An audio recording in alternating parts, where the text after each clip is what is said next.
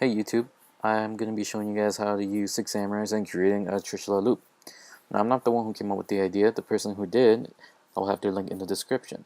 But I am just showing you guys, showing more people how to do it so that, the world sees it. So first and foremost, the only real cards you need is Gateway, Red and Blue, and any one of these 3 cards that will allow you to put counters on them. Preferably Shien's Dojo.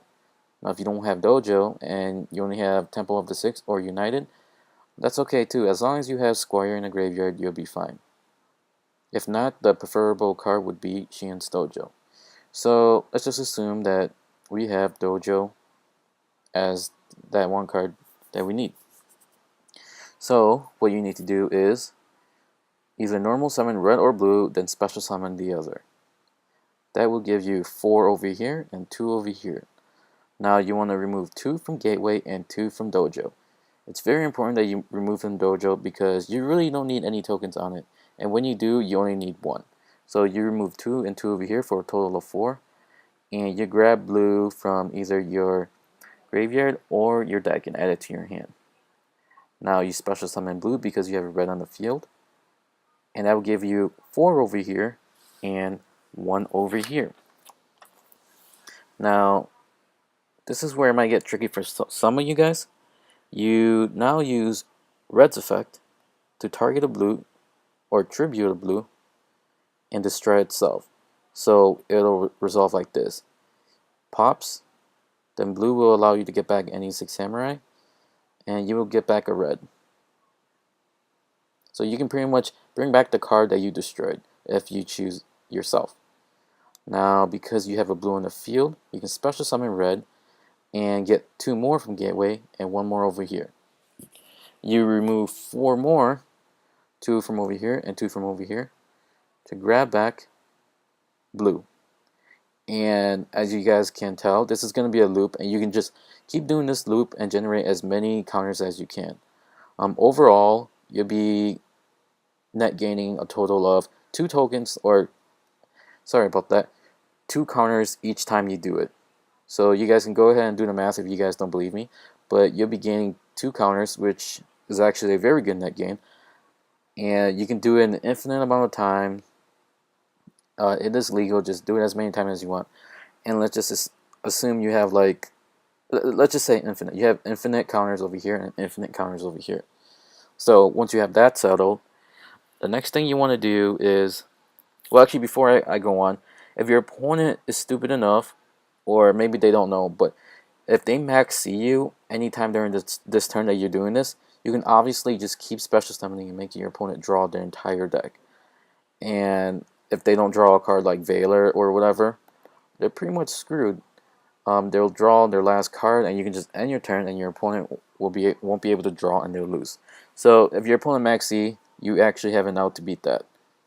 And max C is actually a very popular card choice right now, so you might actually see that happen. But aside from that, this is when, after you have infinite over here, you then tribute the pop itself, and once it goes to the graveyard, you get your effect, and you bring red back to your hand. Now, you keep it in your hand. Now that you have infinite, you don't need to do it anymore. You remove 4 to grab Grandmaster, a Keyzon, and another Keyzon to your hand.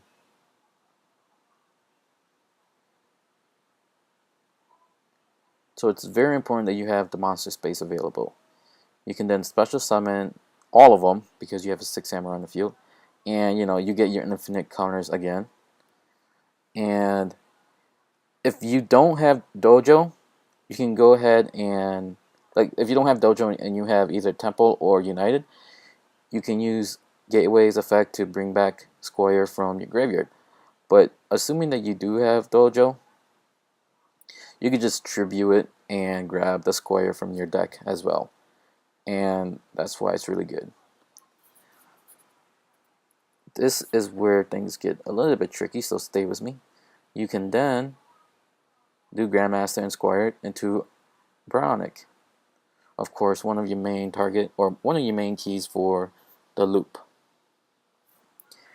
And remember, again, you have an infinite amount of counters on Gateway. You remove 6 for its third effect to special summon Squire from your graveyard. It's a Xian monster, so it's a fair play. And now you send both Keyzon and your monkey to special summon Trishula. And you remove. And you're gonna always have a card in your hand because you still have that red in your hand. I'm sorry, I should have called him Mizuho, but you guys know what I'm talking about when I say red or blue. You pitch it and to rebounce Trishula back to the extra. And because you have infinite counters on Gateway, you can just loop this up all over again. Where are you, Squire? Where are you? Okay. You do that. You make Trishula.